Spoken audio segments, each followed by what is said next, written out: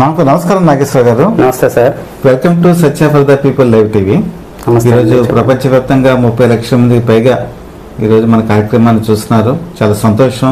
మీరు అమూల్యమైనటువంటి మీ సమయాన్ని వెచ్చించి మా స్టూడియోకి వచ్చినందుకు. Thank you sir. ఇప్పుడు జిల్లా వైద్య ఆరోగ్య శాఖ ఇది కీలకమైనటువంటి పాత్ర వహిస్తుంది. అంటే ప్రజల ఆరోగ్యాన్ని కాపాడటంలో జిల్లా వైద్య ఆరోగ్య శాఖ వహించే కీలక పాత్ర ఎప్పటికీ కూడా మర్చిపోలేనిది. అందులో ముఖ్యంగా డెమో డిపార్ట్మెంట్. సో మీరు చేసేటువంటి డెమో డిపార్ట్మెంట్ యాక్టివిటీస్ కూడా చాలా కీలకమైనటువంటి పాత్ర వహిస్తుంది. సో వీటి గురించి మీరు కొద్దిగా మా ప్రేక్షకులకు వివరిస్తారా? ప్రజలందరికీ నమస్కారం అండి. యాక్చువల్గా డెమో డిపార్ట్మెంట్ అంటే district extension and media officer లేదా district education and media officer రెండు విధాలుగా అనొచ్చు. ఈ డెమో డిపార్ట్మెంట్ జిల్లా వైద్య ఆరోగ్య శాఖ కార్యాలయంలో ముఖ్యంగా ప్రచార నిమిత్తము, అంటే ప్రచారం ఒక విధం, అంటే ఒక డ్యూటీయే కాకుండా ఎక్స్టెన్షన్ మీడియా అంటే మనకి ఏ విధమైనటువంటి ఆల్ నేషనల్ హెల్త్ ప్రోగ్రామ్స్లోనే కూడా మనకి పబ్లిసిటీ ముఖ్యం అండి. పబ్లిసిటీ కావాలి. సపోజ్ రీసెంట్గా మనం ఎగ్జాంపుల్ చూసుకున్నట్లయితే పల్స్ పోలియో ప్రోగ్రామ్ అయింది మన 3వ తారీఖున. ఈ పల్స్ పోలియో ప్రోగ్రాంలోని ముందు రోజుగా మనం ప్రెస్ మీట్ పెట్టుకుంటాం. ఎందుచేతనగానే పేపర్ల ద్వారా, నెక్స్ట్ ఈ mouth to mouth communication, beta Tom next ఈ ట్యాక్సీలు అయితే ఆటోలు అయితే అందరి ద్వారా కూడా పబ్లిసిటీ అంటే ప్రతి ముఖ్యంగా తల్లిదండ్రులకి పిల్లలకి కన్నా తల్లిదండ్రులకి తెలిసినట్లయితే పిల్లలకి పోలియో చుక్కలు వేయించడం అంటుండే, చుక్కలు వేయించండి ప్రతి ఈ అప్పుడే పుట్టిన బిడ్డ నుంచి 5 సంవత్సరాల పిల్లల వరకు వేయించమని చెప్పి మనం చెప్తాం. అదేవిధంగా ఈ పబ్లిసిటీ ముఖ్యం కాబట్టి డెమో డిపార్ట్మెంట్ అనేది ముఖ్యంగా కీలకమైన పాత్ర వహిస్తుంది. ముఖ్యంగా ఈ పబ్లిసిటీలోని ఐఈసి అంటారు. ఐఈసి అంటే ఇన్ఫర్మేషన్ ఎడ్యుకేషన్ అండ్ కమ్యూనికేషన్.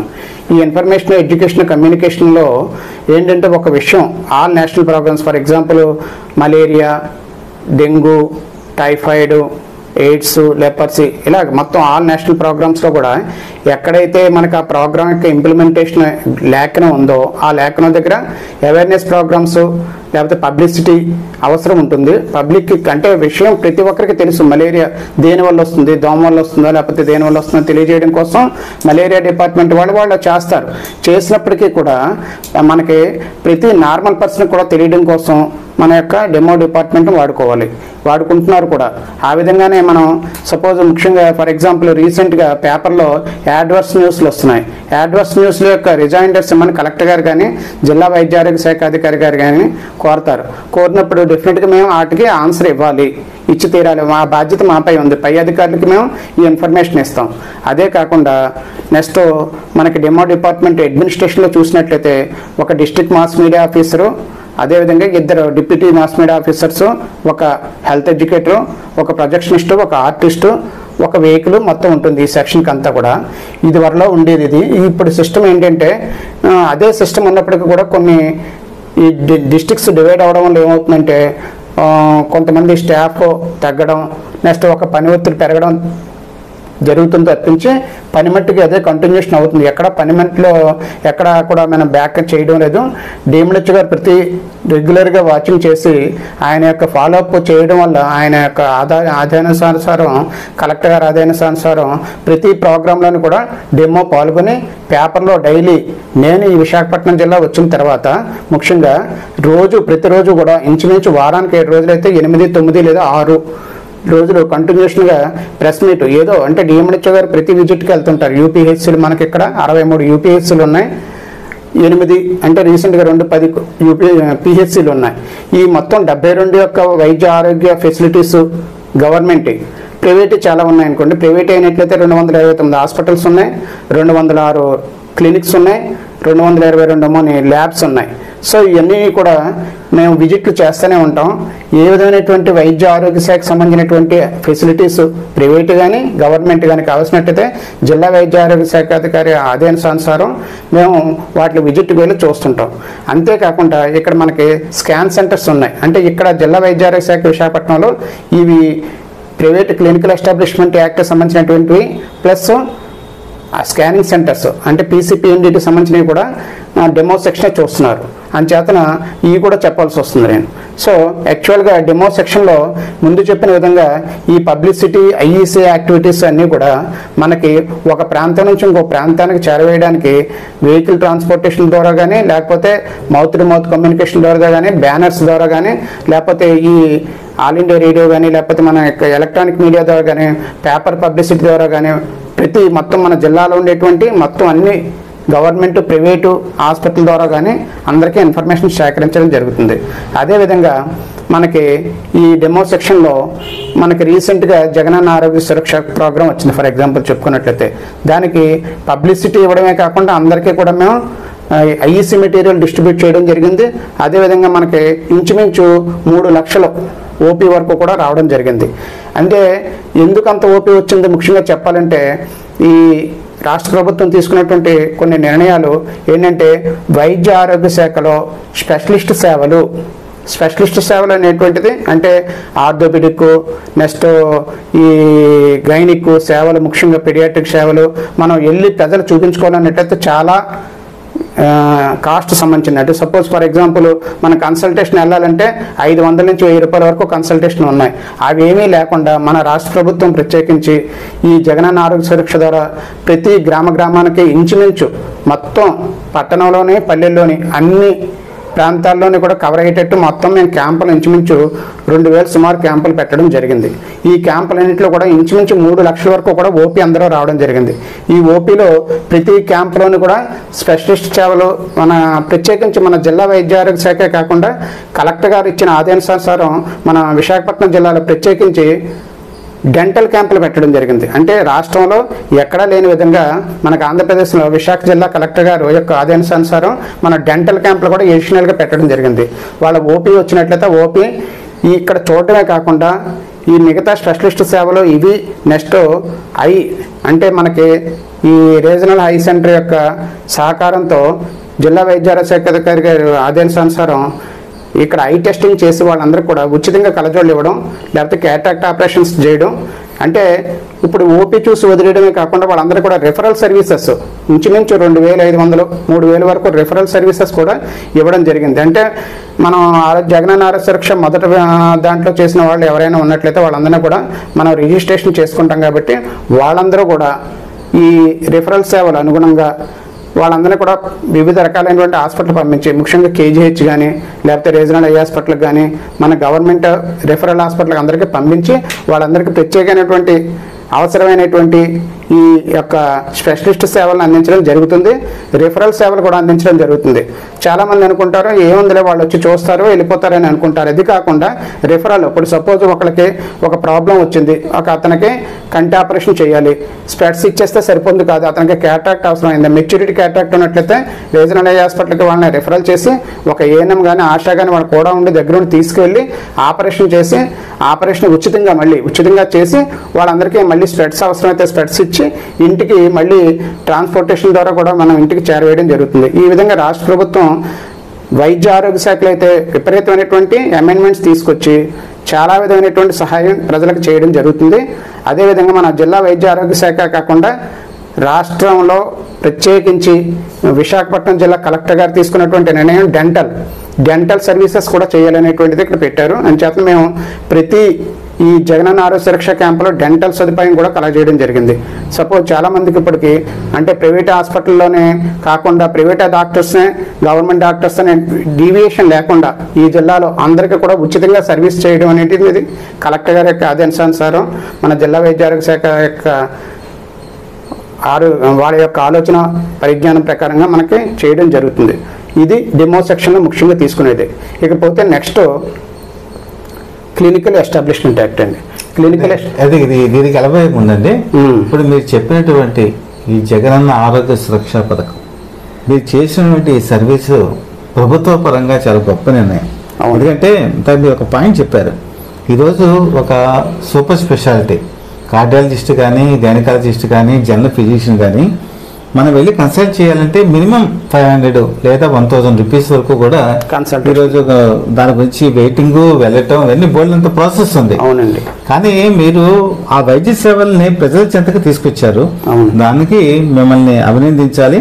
అలాగే ఇంకో పాయింట్ కూడా మీరు చెప్పారు, ఎవరైతే ఐకి సంబంధించినటువంటి ఈ ఆపరేషన్స్ జరుగుతాయో మళ్ళీ వాళ్ళ ఇంటి దగ్గరికి ట్రాన్స్పోర్టేషన్ ఇచ్చి తీసుకెళ్లి అది దింపడం అనేటువంటి ఆ కార్యక్రమం కూడా చాలా అద్భుతమైనటువంటి పథకం అండి. అయితే ఇప్పుడు డెమో డిపార్ట్మెంట్ అంటే అనేక రకాలైనటువంటి సేవలు ఇందులో విస్తృతపరచబడి ఉన్నాయి. అంటే ఒక దాంతో మీరు ఎక్కడ కూడా ఆగిపోవట్లా, మీ సేవలు అనేక రకాలైనటువంటి దీనికి మీరు తీసుకెళ్తున్నారు. అందులో చాలా యాక్ట్లు కూడా ఉన్నాయి. సో మాకు చాలా యాక్ట్ల గురించి తెలియదు కూడా. సో మీరు ఒక్కొక్కటి వాటి గురించి వివరిస్తే ప్రేక్షకులకు కూడా వీటి గురించి ఒక అవగాహన కలుగుతుందండి. అవునండి. ఇప్పుడు అంటే మనకి ఉపయోగపడే యాక్ట్లు చాలా ఉన్నాయండి. ముఖ్యంగా ఇక్కడ చేస్తున్నటువంటి వైద్య ఆరోగ్య శాఖలో చేస్తున్నటువంటిది నాకు ముఖ్యంగా 2 యాక్ట్లు ఇచ్చారండి. ఈ క్లినికల్ ఎస్టాబ్లిష్మెంట్ యాక్ట్ అంటే మనకి ప్రైవేట్ ఆసుపత్రుల్లో 2002 క్లినికల్ ఎస్టాబ్లిష్మెంట్ యాక్ట్ అనేది గవర్నమెంట్ రాష్ట్ర ప్రభుత్వం 2002లో దీన్ని ఎస్టాబ్లిష్ చేస్తుంది. దీని ప్రకారము మనకి ప్రైవేట్ హాస్పిటల్స్ అంటే విశాఖపట్నం జిల్లాలో ఉండేటువంటి ప్రైవేట్ హాస్పిటల్ ఫెసిలిటీస్ అంటే ఒక నర్సింగ్ హోమ్సే కాకుండా క్లినిక్స్ కానీ, పారామెడికల్ కానీ, లేకపోతే మన ఫిజియోథెరపీ యూనిట్స్ కానీ, ల్యాబ్లు కానీ మొత్తం అన్నీ కూడా రిజిస్ట్రేషన్ చేసుకోవాలి. ఈ 2002 private establishment clinical establishment act ప్రకారంగా చేసుకోవాలి. కాబట్టి ఇవన్నీ కూడా రిజిస్ట్రేషన్ చేసుకోవాలండి. రిజిస్ట్రేషన్ చేసుకోవాలంటే ఏ విధంగా అంటే దానికి కావాల్సినటువంటి కొన్ని రూల్స్ రెగ్యులేషన్స్ 2002 యాక్ట్ ప్రకారంగా జరగడం జరిగింది. ఎందుకంటే ఇక్కడ మనకి 229 అంటే 2000 కాదు 229 హాస్పిటల్స్ అంటే నర్సింగ్ హోమ్స్ బెడ్స్తో కూడినటువంటి నర్సింగ్ హోమ్స్ మన విశాఖపట్నం జిల్లాలో ఉన్నాయండి. అలాగే 206 మనకి ల్యాబ్స్ అంటే క్లినికల్ ల్యాబ్స్ అంటే డయాగ్నోస్టిక్స్ ల్యాబ్స్ ఉన్నాయి. అదేవిధంగా 222 క్లినిక్స్ అంటే పాలీ క్లినిక్స్ అయితేనేమి, లేకపోతే మనకి ఫిజియోథెరపీ యూనిట్స్ అయితేనేమి, లేకపోతే సింగిల్ క్లినిక్స్ అయితేనేమి అంటే ఒక సింగిల్ డాక్టర్ క్లినిక్ పెట్టుకుంటారు, అవి అయితేనేమి 225. సో మొత్తం మీద 800 వరకు ఇంచుమించు అంటే అప్రాక్సిమేట్లీ మనం కరెక్ట్గా చెప్పుకున్నట్లయితే అప్రాక్సిమేట్లీ 800 వరకు కూడా ప్రైవేట్ హెల్త్ ఫెసిలిటీస్ ఉన్నాయండి. ల్యాబ్లు అయితేనేమి, హాస్పిటల్స్ అయితేనేమి, క్లినిక్స్ అయితేనేమి, polyclinics, next physiotherapy units అన్నీ కూడా. ఈ టోటల్ యూనిట్స్ అంటే ఇందులో స్కానింగ్ సెంటర్స్ మళ్ళీ కొన్ని హాస్పిటల్స్ కలిపి ఉన్నాయి, సెపరేట్గా కొన్ని ఉన్నాయి. అంటే ప్రైవేట్గా మన ఇంచుమించు అంటే గవర్నమెంట్ 23 స్కానింగ్ సెంటర్స్ ఉన్నాయి, ప్రైవేట్గా వేరే ఉన్నాయి. స్కానింగ్ సెంటర్స్ సెపరేట్ దీని తర్వాత చెప్పుకోవచ్చు. అది అయితే ఈ హెల్త్ ఫెసిలిటీస్ లో మనకి రిజిస్ట్రేషన్ చేసుకోవాలండి అన్ని కూడా. ఏది రిజిస్ట్రేషన్ లేకపోయినా సరే గవర్నమెంట్ వారి యాక్ట్ ప్రకారంగా వాళ్ళ మీద చర్య తీసుకోబడుతుంది. ఇప్పుడు దీనికి ఏంటంటే ఈ clinical establishment act private act ప్రకారంగా జిల్లా కలెక్టర్ వారు దీనికి అధ్యక్షులండి. జిల్లా వైద్య ఆరోగ్య శాఖ అధికారి ఏమోని అప్రాప్రియేట్ అథారిటీ. ఆయన ఏంటంటే ఈ క్లినికల్ ఎస్టాబ్లిష్మెంట్ రిజిస్ట్రేషన్ అన్ని కూడా DMHO ఇస్తారు. ఎలాగంటే ఫస్ట్ రిజిస్ట్రేషన్ ఫామ్ మనకి వాళ్ళు సపోజ్ ఒక హాస్పిటల్ కానీ, ఒక ల్యాబ్ కానీ, ఒక క్లినిక్ కానీ, ఒక పాలీ క్లినిక్ కానీ ఏదైనా సరే ఒకటే ప్రాసెస్ అండి. అప్లికేషన్ తీసుకొని వాళ్ళకి ఆన్లైన్లో క్లినికల్ ఎస్టాబ్లిష్మెంట్ యాక్ట్ www.clinicalestablishmentact.gov.in అని ఒక వెబ్సైట్ ఉంటుంది. ఆ వెబ్సైట్లో ఆన్లైన్ చేసుకోవాలండి. 2021 ముందు ఇవి ఆన్లైన్లో ఉండేవి కాదు. 2021 డిసెంబర్ తర్వాత అన్ని కూడా ఆన్లైన్లోకి వచ్చినాయి. అంతకుముందు ఏంటంటే ప్రైవేట్గానే వాళ్ళు చేసుకునేవారు. ఇప్పుడు అన్ని ఆన్లైన్లోనే వాళ్ళ యొక్క అప్లికేషన్స్ ఇంచుమించు 7 రూల్స్ ఉన్నాయండి. ఆ 7 రూల్స్లో ఏంటంటే ఒకటి ఆ యొక్క క్లినిక్ రిజిస్ట్రేషన్ ఏ విధంగా చేసుకోవాలనుకుంటే దానికి కావాల్సినటువంటి రిక్వైర్మెంట్స్ ఏంటంటే ఈ 7 ఏంటంటే ఒకటి మనకి ఒక సపోజ్ నేను ఒక క్లినిక్ పెడుతున్నాను లేదా ఒక హాస్పిటల్ పెడుతున్నాను, ఆ బిల్డింగ్ యొక్క డాక్యుమెంట్స్ కావాలి. బిల్డింగ్ డాక్యుమెంట్స్ ఏదైనా ఓను ఆర్ అగ్రిమెంట్ ఏదైనా సరే డాక్యుమెంట్స్ కావాలి. 2 అక్కడ డాక్టర్ యొక్క క్వాలిఫికేషన్స్ అంటే సపోజ్ నేను గైనిక్ యూనిట్ పెడుతున్నాను లేకపోతే నేను పీడియాట్రిక్ యూనిట్ పెడుతున్నాను, దానికి ఏది పెడితే ఆ స్పెషలైజేషన్ అటువంటి డాక్టర్ సర్టిఫికెట్స్ అన్ని కూడా అప్లోడ్ చేయాలి. అవి నెక్స్ట్ ఆ క్లినిక్ యొక్క ఫొటోస్, అవే కాకుండా మనకి పొల్యూషన్ కంట్రోల్ బోర్డు యొక్క మనకి అంటే అప్పుడు బెడ్స్ పెడితే బెడ్స్కి దానికి ఫైర్ ఎన్ఓసి కావాలండి. బెడ్స్ కాకుండా మామూలుగా మనం ఓన్లీ సింపుల్ ఒక క్లినిక్, ఒక రూమ్లో క్లినిక్ కానీ పాలి క్లినిక్ పెడితే దానికి ఫైర్ ఎన్ఓసి అవసరం లేదు. కానీ బెడ్స్ మోర్ దెన్ 2 ఉన్నట్లయితే 2021 డిసెంబర్లో ఒక రూల్ వచ్చింది. ఏంటి మనకి ఫైర్ ఎన్ఓసి అంటే బెడ్స్ బిలో 15 మీటర్స్ ఉన్నట్లయితే బెడ్స్ పెట్టనక్కర్లేదని ఇది వరకు అనేవారు. కానీ ఇప్పుడు అలా కాకుండా 2021 డిసెంబర్ తర్వాత ప్రతి హాస్పిటల్లో మోర్ దెన్ 1 బెడ్, ఒక బెడ్ కూడా బెడ్ ఉంటే డెఫినెట్గా అందరూ కూడా ఫైర్ ఎన్ఓసి అనేది కంపల్సరీగా ఫైర్ ఆఫీసర్ దగ్గర నుంచి ఫైర్ ఎన్ఓసి తీసుకోవాలండి. ఫైర్ ఎన్ఓసి తీసుకోవాలి. ఫైర్ ఎన్ఓసి తీసుకున్న తర్వాత ఆ ఫైర్ ఎన్ఓసి పెట్టాలి. బెడ్స్ ఉంటాయి. బెడ్ లేని పక్షంలో ఈ డిక్లరేషన్ నాకు బెడ్స్ లేవని చెప్పేసి ఒక క్లినికే పెడుతున్నాను కాబట్టి నేను పాలి క్లినిక్ పెడుతున్నాను, నాకు బెడ్స్ లేవు హాస్పిటల్ అనేటువంటిది డిక్లరేషన్ ఇవ్వాలండి. అది నెక్స్ట్ పారామెడికల్ స్టాఫ్ యొక్క క్వాలిఫైడ్, ఇప్పుడు స్టాఫ్ నర్సులు కానీ లేకపోతే అదర్ దాన్ పారామెడికల్ ఎక్స్రే యూనిట్లు కానీ కొన్ని హాస్పిటల్స్లో ఎక్స్రే యూనిట్లు కానీ లేకపోతే ఈ హై అండ్ ఎక్విప్మెంట్ అంటే మనకి సిటీ స్కాన్ కానీ ఎంఆర్ఐ కానీ ఇవన్నీ ఉంటాయి. వాటికి సంబంధించినటువంటి టెక్నీషియన్స్ యొక్క క్వాలిఫికేషన్ సర్టిఫికెట్ ఒకటి పెట్టాలి. అవి పెడితే సెపరేట్గా ల్యాబ్ పెట్టుకున్నట్టు సెపరేట్గా పెట్టాలి. ఇంక్లూడింగ్ హాస్పిటల్లో కలిపి పెడితే అవి కూడా పెట్టాలి. నెక్స్ట్ మనకు ఐఎంఏ రీసెంట్గా 2 వచ్చినాయండి. IMA Indian medical association certificate, అప్నా సర్టిఫికెట్, ఈ 2 కూడా పెట్టాలి. ఇవి 2తో పాటు నెక్స్ట్ ఈ doctor certificates, paramedical certificates, photos, documentation, next ఇవన్నీ చూసుకున్న తర్వాత మనం ఒక హాస్పిటల్లో నేను ల్యాబ్ కూడా ఇంక్లూడింగ్ ల్యాబ్ కూడా పెట్టుకోవచ్చండి. ఒక బెడెడ్ హాస్పిటల్ అయితే ఆ ల్యాబ్ కూడా పెట్టుకున్నట్లయితే అన్నీ కలిపి మీకు ఈ వెబ్సైట్లో అప్లోడ్ చేయాలి. అప్లోడ్ చేసిన తర్వాత మనకి అన్నీ పెట్టుకున్నాం, ఏవైతే మనం పెట్టుకున్నామో వెబ్సైట్లో అన్ని కర్జర్ దగ్గరికి వెళ్ళి అక్కడ అన్నీ చూసుకొని కరెక్ట్గా చూసుకున్న తర్వాత ఈ అమౌంట్ కూడా ఆన్లైన్లోనే కట్టాలండి.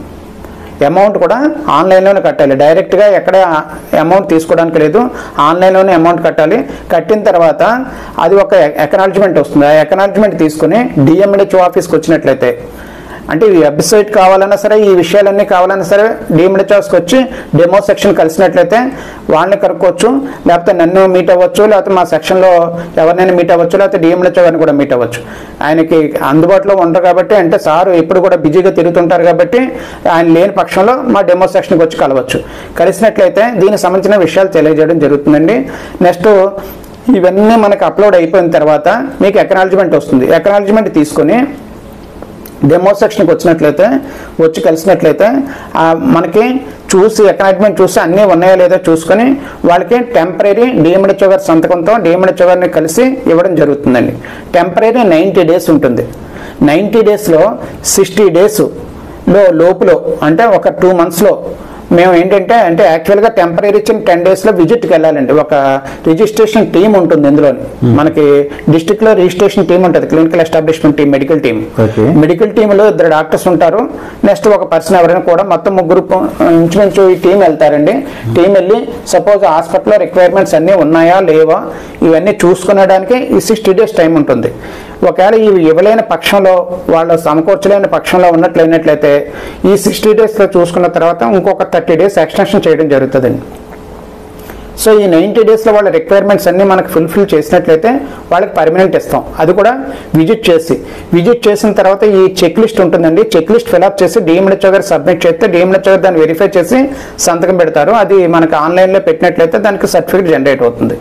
సపోజ్ ఈ 60 డేస్లో వాళ్ళ రిక్వైర్మెంట్స్ ఇవ్వకపోయినట్లయితే కరెక్ట్గా వాళ్ళకి కావాల్సిన రిక్వైర్మెంట్లు ఇవ్వకపోయినట్లయితే మనం ఎక్స్టెన్షన్ ఒక 1 మంత్ ఇస్తాం. ఈ 90 డేస్లో కూడా వాళ్ళు ఇవ్వకపోయినట్లయితే వాళ్ళ మీద మనం రిజిస్ట్రేషన్ ఇవ్వడం జరగదు, ప్లస్ వాళ్ళ మీద యాక్షన్ కూడా తీసుకోవచ్చు డిఎంహెచ్ఓ గారు. అకార్డింగ్ టు సెక్షన్ 9 ప్రకారంగా మనం ఏంటంటే యాక్షన్ కూడా తీసుకుంటారు. ఆ యాక్షన్ ఏంటంటే ఇప్పుడు సపోజ్ నేను పీడియాట్రిషియన్ లేకపోతే ఏదో స్పెషలైజేషన్ మీద సర్టిఫికెట్ ఏది పెట్టకుండా అదే ఇన్స్టిట్యూట్ హాస్పిటల్ పెడుతున్నానని చెప్పేసి మనకి రిక్వైర్మెంట్ పెట్టకపోయినట్లయితే దాని మీద యాక్షన్ తీసుకోవడానికి అవకాశం ఉంటుందండి. రిక్వైర్మెంట్ డెఫినెట్గా పెట్టాలి, వాటికి సంబంధించినటువంటి రిక్వైర్మెంట్స్. సో ఈ 7 రిక్వైర్మెంట్స్ మనం పెట్టినట్లయితేనే రిజిస్ట్రేషన్ సర్టిఫికెట్ మనం టెంపరీ ఇస్తాం. 90 డేస్ కంప్లీట్ అయిన తర్వాత రిక్వైర్మెంట్స్ అన్నీ ఉన్నట్లయితే వాళ్ళకి మనం స్పెషలైజేషన్ అంటే ఇప్పుడు సపోజ్ ఈ క్లినిక్ కానీ ల్యాబ్ కానీ లేకపోతే నర్సింగ్ హోమ్ కానీ దేనికి సంబంధించిన సరే 90 డేస్ కంప్లీట్ కాకముందు మనం ఇంచుమించు చూసుకొని రిక్వైర్మెంట్స్ ఉన్నాయో లేదో చూసుకుని అప్పుడు ఇవ్వడం జరుగుతుందండి. అది కూడా డిఎంహెచ్ఓ గారు ఏంటంటే సంతకం పెట్టి చూసుకొని టీంలో కరెక్ట్గా డిస్కస్ చేసి అప్పుడు వాళ్ళకి పర్మనెంట్ సర్టిఫికేట్ ఇవ్వడం జరుగుతుందండి. ఇది చాలా మంచి విషయం చెప్పారండి. ప్రేక్షకులకు చాలా మందికి తెలియదు. అదే ఇందులో కూడా సందేహం ఉంది సార్. ఇప్పుడు మీరు చెప్పారు అంటే అందులో పనిచేసే ప్రతి ఒక్కళ్ళు కూడా క్వాలిఫికేషన్ సర్టిఫికేట్స్ ఉండాలి. ఇప్పుడు ఫర్ ఎగ్జాంపుల్ స్టాఫ్ నర్సులు ఉంటారు సార్, నర్సులు కూడా ఇప్పుడు క్వాలిఫికేషన్ అనేది కంపల్సరీ ఉండాలండి. సర్టిఫికెట్ పెట్టాలి. వాళ్ళు సర్టిఫికెట్ పెట్టిన తర్వాత దాన్ని మేము మెడికల్ టీం వెళ్తారు, చూసి అక్కడ వాళ్ళ స్టాఫ్ నర్సా కదా, వాళ్ళ రిజిస్ట్రేషన్ సర్టిఫికేట్ ఉందా లేదా, రెన్యువల్ సర్టిఫికేట్ ఉందా లేదా చూసుకుని అవి మళ్ళీ పైన అధికారుల కంటే డిఎంహెచ్ఓ గారికి తెలియజేస్తారు. డిఎంహెచ్ఓ గారు తెలియజేసిన తర్వాత డిఎంహెచ్ఓ గారు చూసి అది వెరిఫై చేసి ఇది కరెక్టా కాదా అని చెప్పేసి ఆయన ఒక మెడికల్ పర్సన్ కాబట్టి మొత్తానికి ఇది కరెక్ట్ అని చెప్పేసి డిసైడ్ చేసుకున్న తర్వాత ఆయన సంతకం పెట్టడం జరుగుతుంది. అది మేము ఆన్లైన్లో అప్లోడ్ చేసినట్లయితే అప్పుడు సర్టిఫికేట్ జనరేట్ అవుతుంది. అది మళ్ళీ ఆయన సర్టిఫికేట్ సంతకం పెట్టి 90 days కంప్లీట్ అయిన తర్వాత అప్పుడు ఇస్తాం. సో ఇది ఈ విధంగా రిజిస్ట్రేషన్ ప్రాసెస్ అవుతుందండి. ఈ విధంగా రిజిస్ట్రేషన్ కానీ మనకి ఎక్కడ మన విశాఖపట్నం జిల్లాలో లేవు. ఉన్న 2 ఏట్లకు కూడా మేము ఆల్రెడీ వాళ్ళకి నోటీసులు ఇచ్చాం. ఒకటి తిరుమల విజయ హాస్పిటల్ అని చెప్పేసి మన పెందుర్తిలో జరిగితే లాస్ట్ టైం 2023లో కలెక్టర్ గారి ఆదేశానుసారం అది సీజ్ చేయడం జరిగింది. నెక్స్ట్ ఇంకొక హాస్పిటల్ రీసెంట్ గా మనకి కిడ్నీ ర్యాకెట్ అని చెప్పేసి చేశారు పెందుర్తిలో. ఆ హాస్పిటల్ కూడా మనం క్లోజ్ చేసామండి కలెక్టర్ గారి ఆదేశానుసారం. ఈ డిఎంహెచ్ఓ గారు కలెక్టర్ గారు చెప్పడంతో మొత్తం డిఎంహెచ్ఓ గారితో సహా అక్కడికి వెళ్ళడం జరిగింది, చూసి అది సీజ్ చేయడం జరిగింది. సార్ ఇంతగా మీరు డయాగ్నోస్టిక్ సెంటర్ గురించి చెప్పారు సార్. ఇప్పుడు డయాగ్నోస్టిక్ సెంటర్ కూడా ప్యాథాలజిస్ట్ కంపల్సరీ ఉండాలని కూడా ఒక నిబంధన. అవును ఉందండి అది కూడా కరెక్ట్. రీసెంట్ గా ఏంటంటే అది మన ఒక కేసు కూడా వచ్చింది. పెథాలజిస్ట్ అంటే ఇప్పుడు మనకి 229 మనకి ఇంచుమించు approximate 229 clinical labs diagnostics labs ఉన్నాయండి. అంతమంది పెథాలజిస్టులు లేరు. అయితే పెథాలజిస్ట్ సంతకం ఆఫ్టర్ మన క్లినికల్ మనకి రిపోర్ట్స్ అన్ని అయిన తర్వాత సంతకం కంపల్సరీ అని చెప్పేసి రీసెంట్ గా ఒక సుప్రీంకోర్టులో ఒక కేసు నడుస్తుంది. ఇది గుజరాత్ నుంచి ఒక కేసు ఉంది. ఆ కేసు నిమిత్తం మమ్మల్ని కూడా అడగడం జరిగింది. డిఎంహెచ్ఓ గారు అదేనుసారం అన్ని క్లినికల్ కి మేము ఇంచుమించు వాళ్ళకి విజిట్ చేసి వాళ్ళ దగ్గర నుంచి ఇప్పుడు పెథాలజిస్ట్ కంపల్సరీ అని చెప్పడం జరిగింది. దానికి 1 week 2 టైం ఇవ్వడం జరిగిందండి. 2 months నుంచి ఇదే ప్రాసెస్ జరుగుతుంది. 1 week టైం ఇవ్వడం జరిగింది. ఆ 1 week లోనే వాళ్ళు సబ్మిట్ చేయాలి. ఆల్మోస్ట్ మనకి 188 మందికి నోటీసులు కూడా ఇచ్చాం. లాస్ట్ టైం 188 నోటీసులు ఇచ్చిన 142 మంది మనకి సబ్మిట్ చేశారు. ఇంకా మిగతా రిమైనింగ్ మెంబర్స్ సబ్మిట్ చేయలేదు.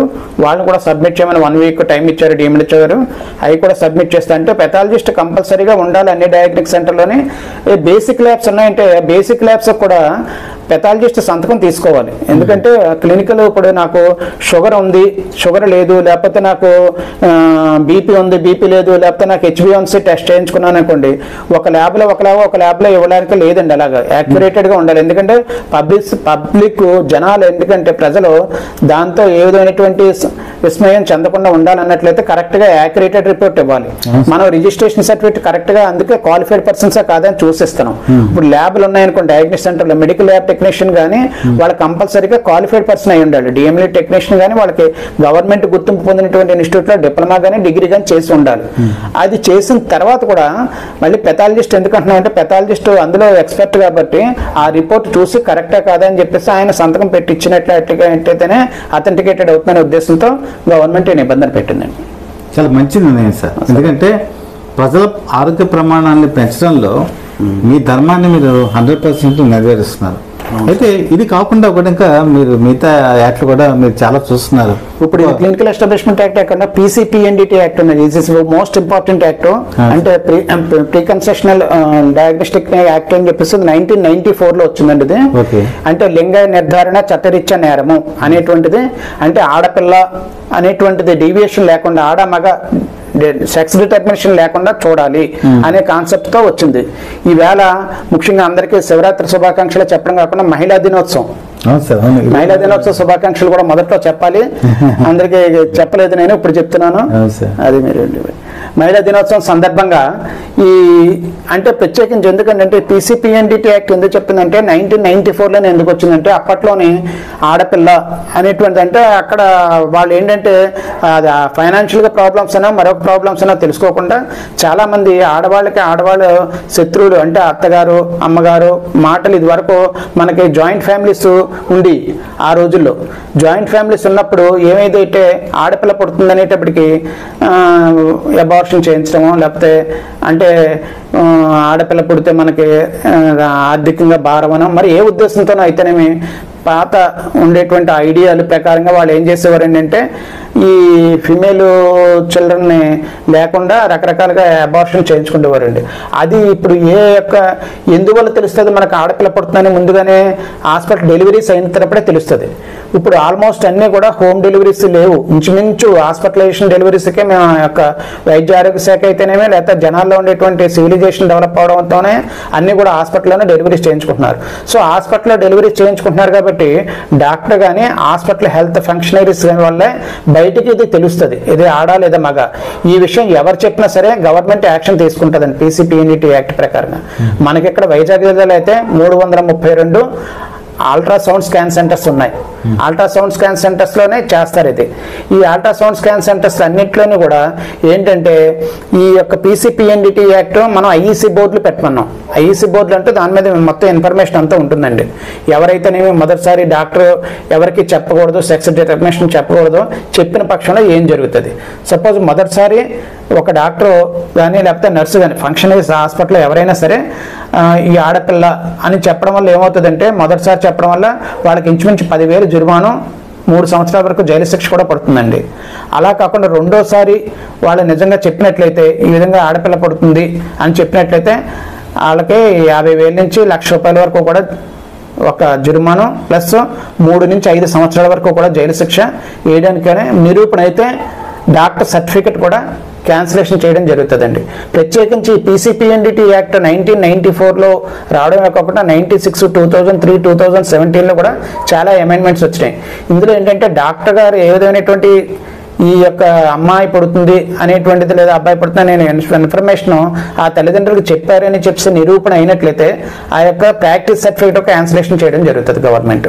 సో అంచేతనే ఇది నాన్ బెయిలబుల్ యాక్ట్ అండి. ఇది నాన్ బెయిలబుల్, మనకు అన్నిట్లోనూ కూడా బెయిల్ వస్తుంది కానీ ఈ యొక్క యాక్ట్లో వాళ్ళకి నిరూపణ జరిగి ఏ విధమైనటువంటి అరెస్టులు జరిగితే బెయిల్ అనేది ఎట్టి పరిస్థితుల్లో ఇవ్వరండి. ఇది నాన్ బెయిలబుల్ వారండి. కనుక మన యొక్క వైజాగ్ జిల్లా యొక్క 19 అంటే ఒక 1000 మేల్స్కి ఫిమేల్స్ యొక్క పర్సెంటేజ్ 942 ఉందండి. ఇక్కడ 942 ఉంది.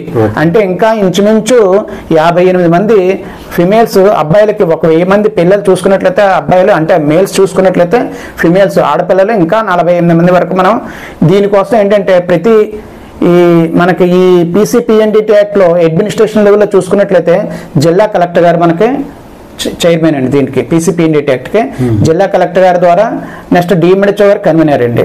అలాగే ప్రతి 2 నెలలకి ఒక కమిటీ ఉంటుంది, district level committee, district level appropriate committee అని చెప్పేసి ఒక కమిటీ ఉందండి. కమిటీ ఏంటంటే జిల్లా కలెక్టర్ గారు దీంట్లోని చైర్మన్, DMHO గారు వైస్ చైర్మన్ లేదా కన్వీనరు, నెక్స్ట్ మెంబర్స్ అమ్మని జిల్లా అంటే మనకి ఇక్కడ కార్పొరేషన్ కాబట్టి మనకి SP గారు ఉంటారు యాక్చువల్గాను, కార్పొరేషన్ కాబట్టి మనకి ఇక్కడ మన కమిషనర్ గారు ఉంటారు, జిల్లా జడ్జి గారు కూడా ఉంటారు ఇందులోనే. అంటే 4th సెషన్ జడ్జి కింద డివైడ్ చేశారు. జడ్జి గారు, కమిషనర్, పోలీస్ డిపార్ట్మెంట్, దిశ డెవలప్మెంట్ నుంచి నెక్స్ట్ 3 ఎమినెంట్ NGOs ద్వారా వీళ్ళందరూ కమిటీ మెంబర్స్ అనమాట అండి. దీనికి చైర్మన్ కలెక్టర్ గారు. ప్రతి 2 నెలలకి ఒక సమావేశం జరుగుతుంది కలెక్టరేట్లో.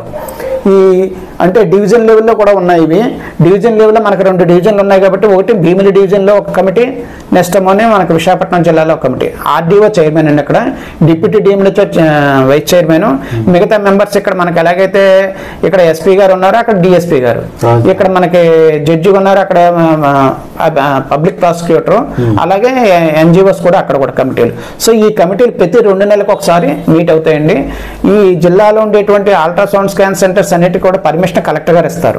ప్రతి 2 నెలలకు ఆయన అప్రూవల్ ఇచ్చిన తర్వాత దానికి అప్రోప్రియేట్ అథారిటీ డిస్ట్రిక్ట్ DMHO జిల్లా వైద్య ఆరోగ్య శాఖ అధికారిగా దీనికి వాళ్ళ అప్లికేషన్ పెట్టుకోగానే ఈ అప్లికేషన్స్ అన్ని కూడా మేము జిల్లా వైద్య ఆరోగ్య శాఖ అధికారి గారి ఆదేశానుసారం ఆయన సంతకంతో జిల్లా కలెక్టర్ గారు పంపించడం జరుగుతుంది.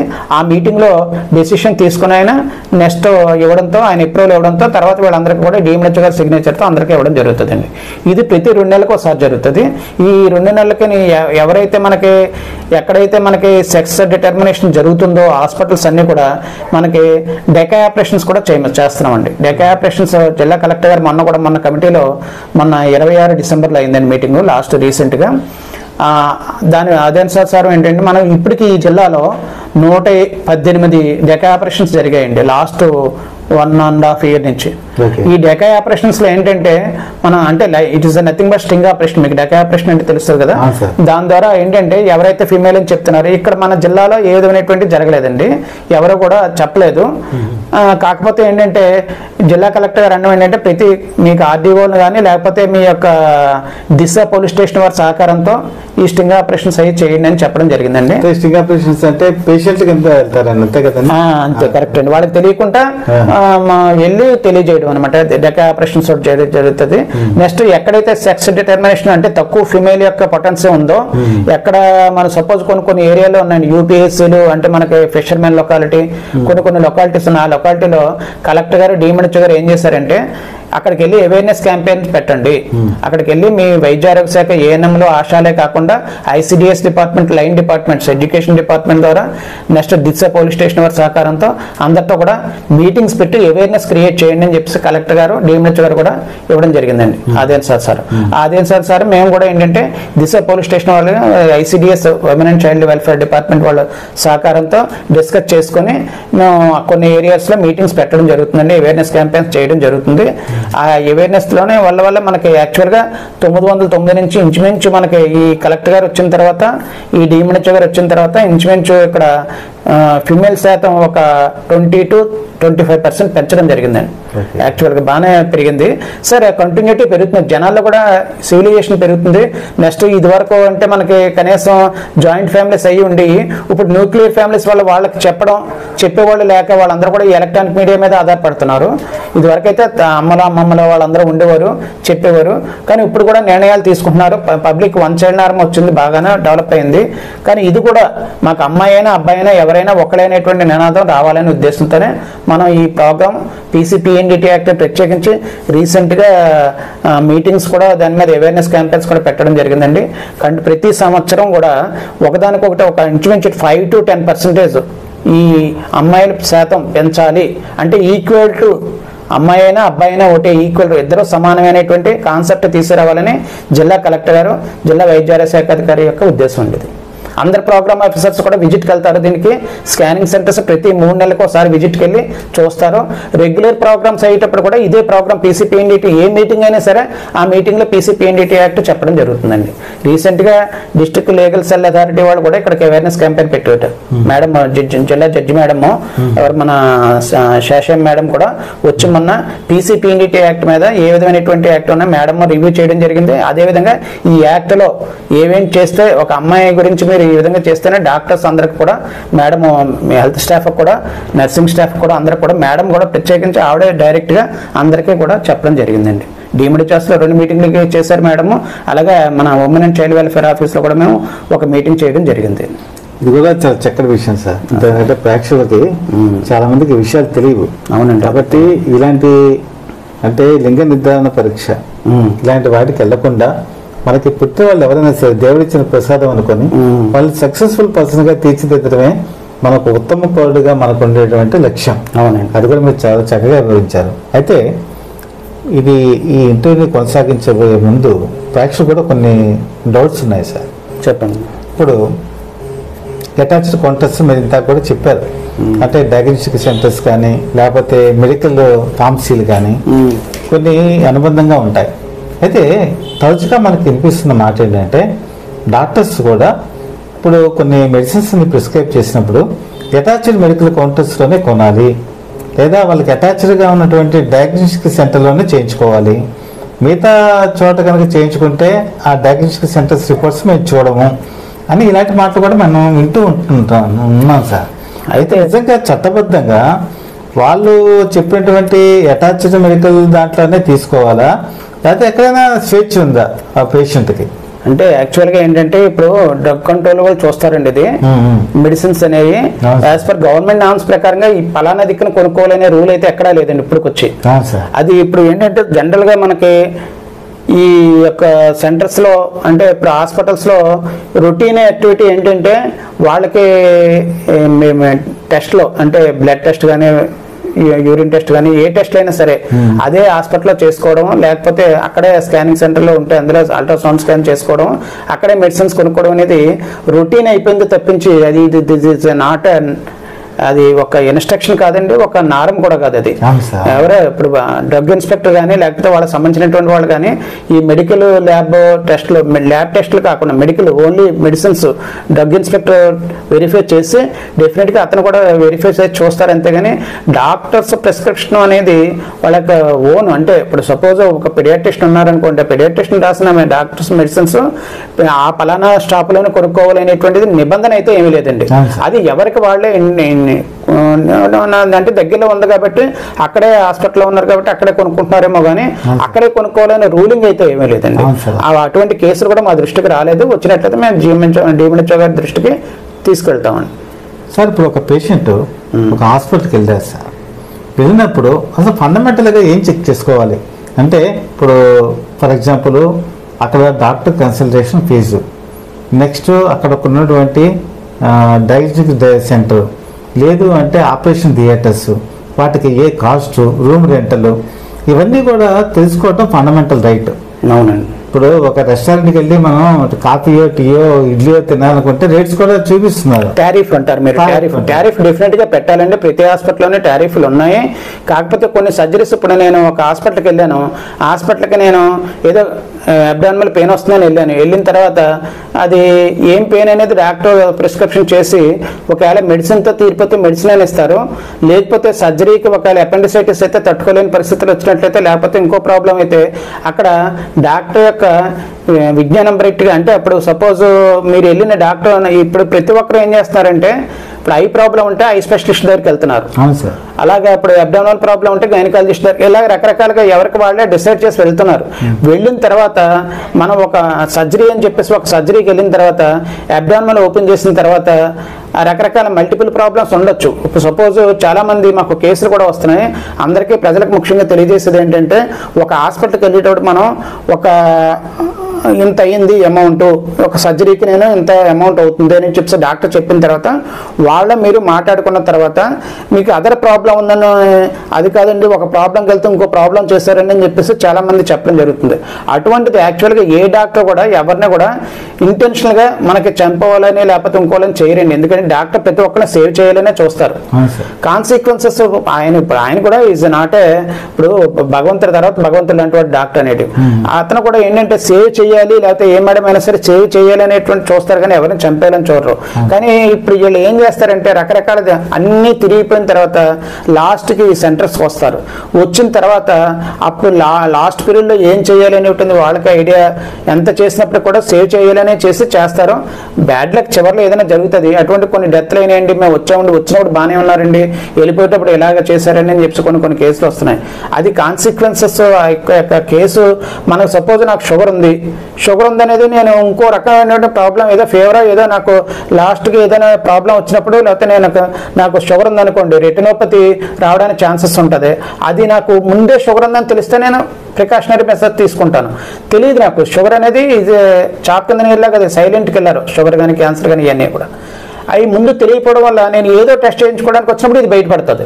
ఇది బయటపడితే అదేంటి నేను షుగర్కి వస్తే డాక్టర్ బీపీ అని అంటున్నారు, షుగర్ అని అంటున్నారు, ఫీవర్ కోసం వెళ్ళాను అని చెప్పేసి వాళ్ళు కొంతమంది ఈ విధమైనటువంటి చెప్పడం జరుగుతుంది. ఎందుకంటే ఒక ప్రాబ్లంకి వెళ్ళినప్పుడు మిగతా ప్రాబ్లమ్స్ కూడా బయటపడతాయండి. జనరల్గా ప్రతి ఒక్కరు 40 సంవత్సరాలు దాటిన తర్వాత ప్రతి సంవత్సరం కూడా టెస్టులు చేయించుకోవాలండి. షుగర్ కానీ హార్ట్ ప్రాబ్లమ్స్ కానీ ఏదైనా సరే చేసుకున్నట్లయితే జనరల్గా మనకి ఏమైంది జనరల్ టెస్టులు చేయించుకున్నట్లయితే ఏదైనా బయట ఉండే ప్రాబ్లం తెలుస్తుంది. దాన్ని ప్రికాషనరీ మెజర్స్ తీసుకోవడానికి ఉంటుంది. ఎక్కువ మనకి హాస్పిటల్కి లక్షలు పోసుకోవాలని అవసరం ఉండదు. కానీ తర్వాత 11th అవర్లో వచ్చిన తర్వాత డాక్టర్ సేవ్ చేసి 99.9% వరకు డాక్టర్ సేవ్ చేస్తారు అందరినీ. కాకపోతే అది మరి ఏదైనా రేర్గా జరిగి ఉండొచ్చేమో కానీ కావాలని ఏ డాక్టర్ కూడా పేషెంట్ని చంపాలని చూడరు. ఇది మట్టుకి వాస్తవం అండి. అది సో ఈ మధ్య మీరు విస్తృతంగా పల్స్ పోలియో సో ఈ కార్యక్రమంలో కూడా బిజీగా ఉన్నారు. అవునండి. సో రెస్పాన్స్ ఎలా ఉంది సార్?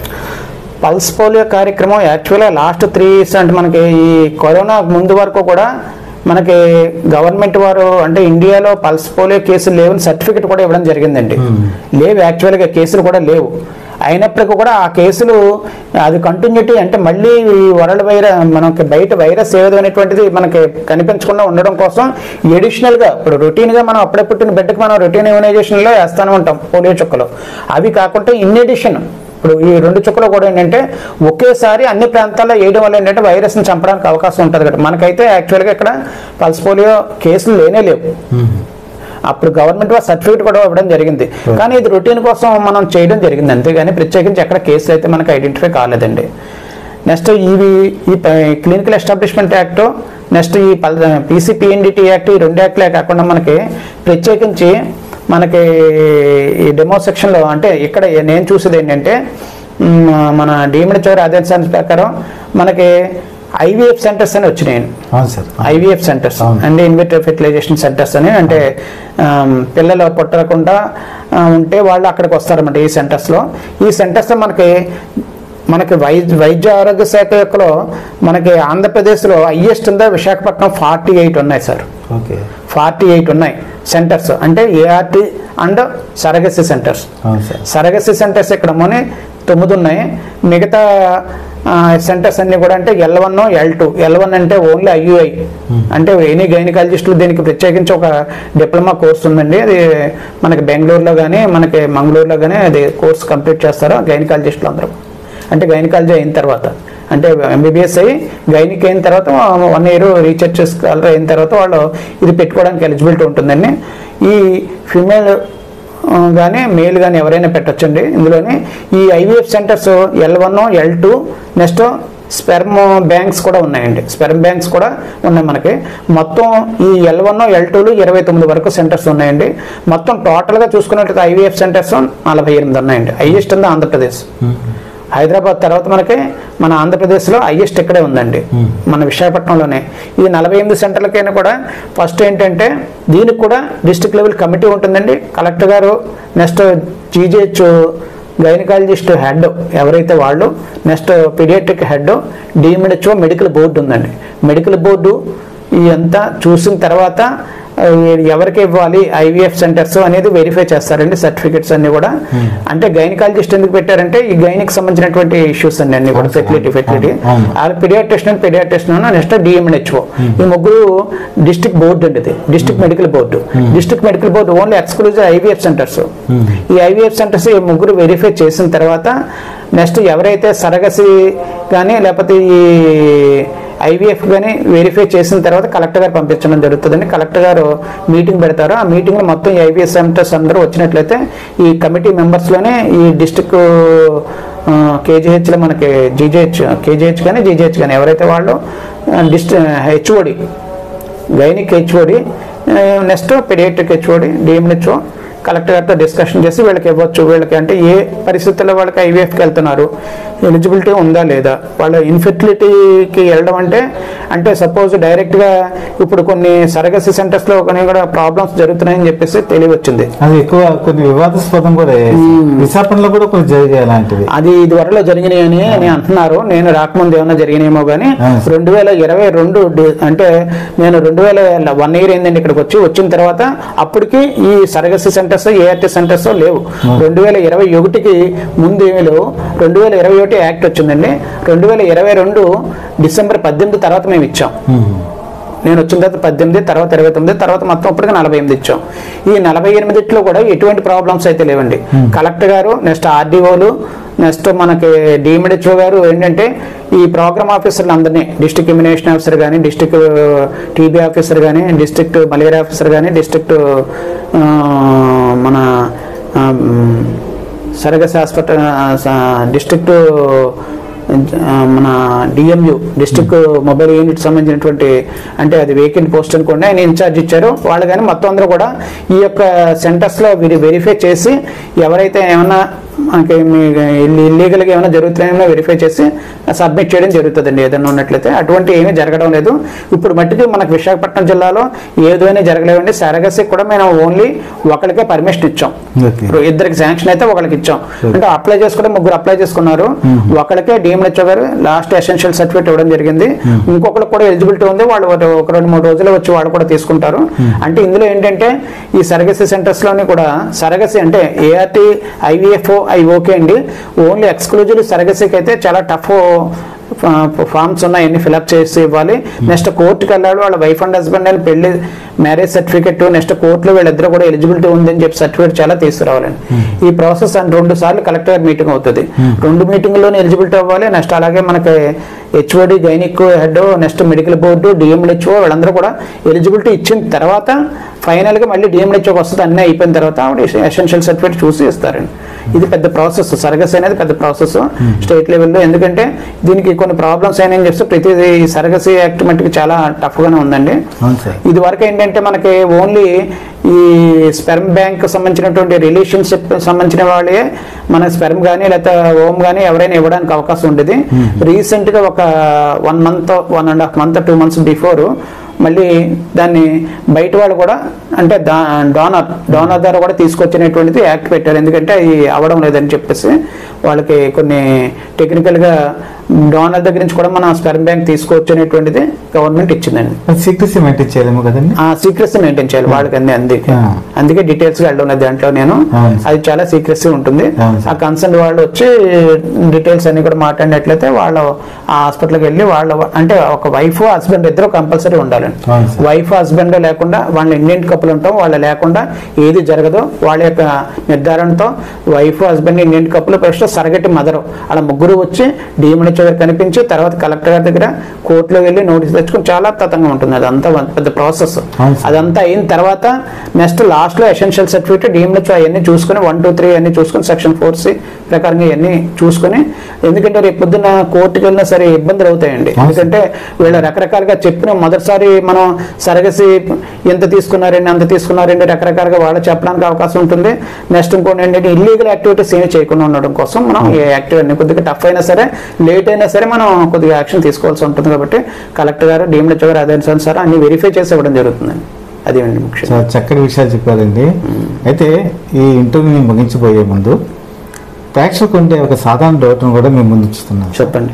ఇప్పుడు పోలీస్ డిపార్ట్మెంట్ ఉంది సార్. పోలీస్ డిపార్ట్మెంట్లో వాళ్ళ నేము తర్వాత వాళ్ళకున్న డిజిగ్నేషన్ అన్ని కూడా డిస్ప్లే అవుతాయి. అవునండి. అయితే ఒక కార్పొరేట్ హాస్పిటల్కి వెళ్ళినప్పుడు పేషెంట్ రూమ్ లో ఉన్నా లేకపోతే ఐడెంటిఫై చేయాలన్నా అందరూ కూడా డాక్టర్స్ వాళ్ళ పేర్లు కానీ అక్కడ బోర్డు బట్టి లోపల తెలుస్తుంది. కానీ ఒక రూమ్ లో ఉండేటప్పుడు అంటే పేషెంట్ లోపల జాయిన్ అయినప్పుడు అనేక మంది డాక్టర్స్ వస్తుంటారు, నర్సులు వస్తుంటారు. వాళ్ళ పేర్లు వాళ్ళ క్వాలిఫికేషన్ కూడా డిస్ప్లే అయితే పేషెంట్ ఐడెంటిఫై చేయడానికి అవకాశం ఎక్కువగా ఉంటుంది. అంటే చాలా చోట్ల ఈ డిస్ప్లే అనేది తక్కువగా ఉంటుంది సార్. దీని మీద మీరు ఎలాంటి సలహా ఇస్తారు? సలహా అంటే యాక్చువల్గా రూల్ అయితే మొత్తం అందరి పేర్లు క్వాలిఫికేషన్స్ డిస్ప్లే చేయాలండి. యాజ్ పర్ నామ్స్ ప్రకారంగా డిస్ప్లే చేయాలి. దాని మీద కూడా మేము మీరు చెప్పిన సలహా తీసుకుని కూడా ఒకసారి వెరిఫై చేస్తాం. అన్నిటికీ కూడా డిస్ప్లే ప్రైవేట్ హాస్పిటల్లో డాక్టర్తో పాటు కింద స్టాఫ్ నర్స్ క్వాలిఫైడే కాదా, ఎందుకంటే ఎక్కువ మన నర్సెస్తోనే కదా మనకి పేషెంట్ యొక్క కాంటాక్ట్ ఉంటుంది. డాక్టర్స్ అక్కడ వచ్చి చేసి వెళ్ళిన తర్వాత నర్స్తోనే కాంటాక్ట్ ఉంటుంది. నర్స్ క్వాలిఫైడ్ అయితే కొద్దిగా కౌన్సిలింగ్ చేయడానికి అది బాగుంటుంది. నెక్స్ట్ నర్సింగ్ సర్వీసెస్ అది బాగుంటుంది. అంచేత నర్స్ కూడా వాళ్ళ క్వాలిఫైడే కాదనేది డెఫినెట్గా మనకి రిజిస్ట్రేషన్ చేసే టైంలో ఇస్తారండి. అయితే కొన్ని హాస్పిటల్స్ ఏంటంటే మనకి ఎవరైనా సరే చేంజ్ అయినా సరే ఇప్పుడు మనకి పీసీపీఎన్డీటీలో ఎక్కడి నుంచి అక్కడికి వెళ్ళినా సరే ఒక రూమ్ లో మారినా సరే చేంజ్ చేసే సర్టిఫికెట్ డెఫినెట్ గా డిఎంహెచ్ఓ పర్మిషన్ లేకుండా ఇవ్వడానికి లేదండి. అది తీసుకునే మేము ఇస్తున్నాం. కానీ ఈ నర్సెస్ కూడా కొన్ని మా దృష్టి కూడా ఎప్పుడు రాలేదు. మీరు ఇప్పుడు చెప్పారు కాబట్టి ఇది మేము సలహా కింద తీసుకుని ప్రతి దిక్కున కూడా వాళ్ళ బోర్డులు కూడా పెట్టాలని చెప్పేసి మేము ఇవ్వడం జరుగుతుంది. అది అయితే రూల్ యాక్చువల్ గా అయితే రూల్ ప్రకారంగా వాళ్ళ నేమ్స్ బోర్డ్స్ పెట్టాలి. డాక్టర్స్ తో పాటు నర్సెస్ తో కూడా పెట్టాలి. పెడుతున్నారు చాలా పెద్ద హాస్పిటల్స్ లో. చిన్న హాస్పిటల్ క్లినిక్ లో అయితే పెట్టడం లేదు, ఎందుకంటే వాళ్ళు అప్పటికప్పుడు ఏదో ఉంటున్నారని. కానీ వాళ్ళు క్వాలిఫైడ్ పర్సన్సే. కానీ బోర్డులు పెట్టాలని చెప్పేసి మేము మీ యొక్క సలహా కూడా తీసుకోవడం జరుగుతుంది. అయితే సార్ చాలా ముఖ్యమైన విషయాలు చెప్పారు. అంటే ప్రజా సంక్షేమానికి ఆరోగ్య పరిరక్షణకు ప్రమాణాలు పెంచడానికి జిల్లా వైద్య ఆరోగ్య శాఖ అనేక కృషి చేస్తుంది. సో మీ ఇంటర్వ్యూలో ప్రతి దాన్ని కూడా చాలా విశదీకరించి చెప్పారు. అయితే ఈరోజు మన ఛానల్ ప్రపంచవ్యాప్తంగా లైవ్ టెలికాస్ట్ చేస్తుంది. అలాగే ప్రపంచవ్యాప్తంగా ఉన్న ఆంధ్రులంతా కూడా మన ఈ ప్రోగ్రాం చూస్తున్నారు. సో మీ డిపార్ట్మెంట్ తరఫున ప్రజలు వాళ్ళు ఎటువంటి సందేశం మీరు ఇవ్వబోతున్నారు, వాళ్ళకి ఏ రకమైన ప్రికాషన్స్ తీసుకోవాలి ఒక్కసారి మన ఛానల్లో వాళ్ళందరికీ కూడా చెప్పండి సార్. ముఖ్యంగా ప్రజలందరికీ తెలియజేయండి ఏమనగా మనకి అంటే వైద్య ఆరోగ్య శాఖలో ప్రైవేట్ హాస్పిటల్, నర్సింగ్ హోమ్స్ అని ప్రత్యేకించి కాకుండా గవర్నమెంట్ హాస్పిటల్లో సర్వీసెస్ ఇప్పుడు చాలా బాగున్నాయండి. అందరూ కూడా గవర్నమెంట్ హాస్పిటల్ని కూడా మీరు ఒకసారి చూడండి. శానిటేషన్ కానీ లేకపోతే చాలామంది ఏంటంటే ప్రైవేట్ హాస్పిటల్లోనే బాగుంటుంది, గవర్నమెంట్ హాస్పిటల్లో బాగోలేదనేటువంటి కాన్సెప్ట్తోనే నర్సింగ్ కేర్ అది సరిగ్గా ఉండదని అనుకుంటున్నారు. కానీ మీరు ఒక్కసారి కేజీహెచ్ కానీ లేకపోతే మీకు సంబంధించినటువంటి గవర్నమెంట్ హాస్పిటల్స్లో ఎక్కడైనా సరే మీరు ప్రజలు ఒకసారి మీరు విజిట్ చేసి అక్కడ యొక్క సర్వీసెస్, మేము 24 గంటల సర్వీసెస్ ఇవ్వడానికి సిద్ధంగా ఉన్నాం కాబట్టి మా నుంచి మీరు సర్వీసెస్ కోరుకోవాలని చెప్పి కోరుకుంటున్నాం. అదేవిధంగా ప్రైవేట్ హాస్పిటల్లో గవర్నమెంట్ హాస్పిటల్లో ఉండవు అనేటువంటి ఒక స్టిగ్మాతో మీరు ప్రైవేట్ హాస్పిటల్కి చాలామంది వెళ్తున్నారు. కానీ అంత డబ్బు ఖర్చు పెట్టుకొని ప్రైవేట్ హాస్పిటల్లో చేసుకో ఏదో సర్జరీస్ అయినా సరే ఏదైనా సరే ఈ రోజుల్లో గవర్నమెంట్ హాస్పిటల్లో కేజీహెచ్ పెద్ద హాస్పిటల్ ఉంది. ఇక్కడ ఆల్మోస్ట్ ఇది 3 నుంచి 6 జిల్లాల వరకు పెద్ద ఆసుపత్రి. ఇంత బెడ్స్ ఉన్నటువంటి ఆసుపత్రిని మీరు ఉపయోగించుకోకుండా ప్రైవేట్ హాస్పిటల్లో ఉపయోగించుకోవడం వల్ల మీరు ఆర్థికంగా కూడా అంత ఇబ్బంది పడవలసిన పరిస్థితి ఏర్పడుతుంది. అది కాకుండా మా యొక్క ఉద్దేశం ఏంటంటే గవర్నమెంట్ ఆసుపత్రిలో సర్వీసెస్ పొందాలని. గవర్నమెంట్ ఆసుపత్రిలో మనకి కేజీహెచ్ అందుబాటులో ఉంది కాబట్టి ఇక్కడ స్పెషాలిటీస్, అన్ని స్పెషాలిటీస్ ఉన్నాయి. ఈవెన్ దో సైకాట్రిక్ కూడా మనకి దగ్గర హాస్పిటల్ ఉంది. సో అది జనరల్గా మీకు ఏ జిల్లాలో కూడా మెంటల్ హాస్పిటల్ ఉండడం కూడా కష్టం, అటువంటిది కూడా ఇక్కడ ఉంది. అలాగని చెప్పేసి మేము అందరికీ కూడా ఈ హాస్పిటల్ సంబంధించిన సర్వీసెస్ అన్నీ కూడా ఉచితంగా అందజేస్తామని తెలియజేయడం జరుగుతుంది. ఇవన్నీ కూడా ఎవరికి కూడా సాధ్యమైనటువంటి మన హాస్పిటల్కి వెళ్ళే పరిస్థితి రాకూడదనే కోరుకుంటాం. కానీ హాస్పిటల్కి వెళ్ళిన తర్వాత వచ్చేటువంటి పరిస్థితుల్ని మేము ఉచితంగా అందరికీ గవర్నమెంట్ హాస్పిటల్ అందజేస్తున్నామని తెలియజేస్తూ, ప్రత్యేకంగా హాస్పిటల్కి రాకుండా ప్రివెంటివ్ మెజర్స్ అంటే చిన్నవి మనం మంచినీళ్ళు తాగుతాం, మంచినీళ్ళు తాగితే మంచినీళ్ళని ఎందుకు అంటున్నాం, చెడ్డ నీళ్ళని ఎందుకు అంటున్నాం? మంచినీళ్ళు అంటే కొద్ది తాగే నీటిలో ఏ విధమైనటువంటి డస్ట్ ధూళి ఉండకుండా చూసుకోవాలనే ఉద్దేశంతో మంచినీళ్ళు అంటున్నాం. ఎక్కడ పడితే అక్కడ ఈ వచ్చేటువంటి సమ్మర్లోనే ఎక్కువ దావత్ వేస్తుంది. దావత్ వేసేటప్పుడు మీరు ఏం చేయాలంటే ఎండకి ఎక్కడ పడితే అక్కడ చలివేంద్రాలు పెడుతుంటారు. కొద్దిగా నీరు అంటే మంచినీరు తీసుకుంటే చాలా మటుకు శరీరంలో 70% వరకు వాటర్ ఉంటుంది. కాబట్టి వాటర్ లేకపోయినట్లయితే మనకి డయేరియా, డిసెంట్రీ ఇవన్నీ వచ్చి చాలా ఎపిడమిక్, అంటే మనకి ఎంతో పెద్ద డిసీజ్ రానవసరం లేదండి. డయేరియా వచ్చినట్లయితే ఇమ్మీడియట్గా మీరు దాని మీద ట్రీట్మెంట్ తీసుకోకపోయినట్లయితే చనిపోయే పరిస్థితి కూడా ఏర్పడుతుంది. కాబట్టి దయచేసి మీరు వాటర్ దగ్గరలో ఉండేటువంటి, అంటే మనకు ORS solution, oral rehydration therapy అని చెప్పేసి మా యొక్క ఏఎన్ఎంస్ ఇంటింటికి తిరిగి ఓఆర్ఎస్ ప్యాకెట్స్ ఇవ్వడం జరుగుతుంది. లేకపోతే దగ్గరలో ఉన్న ఆరోగ్య కేంద్రాల్లో మీకు ప్రత్యేకించి నేను గవర్నమెంట్ ఆసుపత్రుల సర్వీసెస్ ఎందుకు చెప్తున్నానంటే అన్నీ ఉచితంగా లభిస్తాయి. గవర్నమెంట్ వారు ప్రతిదీ కూడా మెడిసిన్స్తో సహా ఉచితంగా అందజేస్తున్నారు. ఈ యొక్క అవకాశాన్ని సద్వినియోగం చేసుకోవాలని చెప్పి కోరుతూ ఈ యొక్క సత్య టీవీ ప్రజలందరికీ కూడా ప్రత్యేకించి మహిళా దినోత్సవం శుభాకాంక్షలు తెలియజేస్తూ, ఒక మహాశివరాత్రి సందర్భంగా ఆ శివుడి యొక్క ఆశీస్సులు అందరి ప్రజల మీద ఉండాలని కోరుకుంటూ నమస్కారం. సార్, మీరు కూడా అడిగిన వెంటనే మా స్టూడియోకి వచ్చి చాలా అమూల్యమైనటువంటి విషయాలందరికీ చెప్పినందుకు, అలాగే ఈ ఒక్క ప్రోగ్రామే కాదండి, మా ఛానల్ తరఫున ప్రజల అవేర్నెస్ పెంచడానికి మరిన్ని కార్యక్రమాల్లో మీరు రావాలని, అలాగే ఇంకా తెలియని విషయాలు ప్రజలకు చెప్పాలని మనస్ఫూర్తిగా కోరుకుంటూ మీకు